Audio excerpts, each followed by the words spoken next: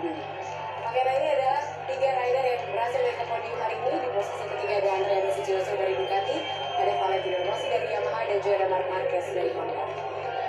Berbeda, Honda, Yamaha, dan Ducati, dan lagi-lagi Ducati harus mengakui keunggulan pabrikan Jepang belum berhasil menang di Termas dari Honda. Meskipun udah sempat bikin drama gitu ya kemarin dengan aero device-nya, tapi ternyata ya Marc Marquez pun bilang gitu sebetulnya bedanya itu juga nggak banyak-banyak banget sih sebetulnya, nggak terlalu signifikan.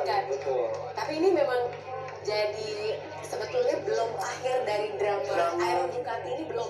Ini justru baru permulaan loh. Ini bisa dibilang perang antara engineer dari pihak risetnya, dari para ahli-ahli aerodinamikanya nantinya. Kita akan lihat ya apakah tim lain juga mengikuti hal yang sama atau ini dengan kekalahan Ducati di sini nggak ada efeknya, mereka tidak akan menggunakannya, kita akan lihat. Nah, kita tinggal lihat sih sebetulnya, karena balik lagi tergantung sirkuit mana gitu ya yang akan mereka gunakan untuk race, karena mungkin kemarin di Qatar juga masih coba-coba aja gitu ya Joni ya. Betul. Nah ini seneng banget memang dari Yamaha kelihatannya bahwa udah cukup banget gitu nggak ngeliat Valentino Rossi di podium.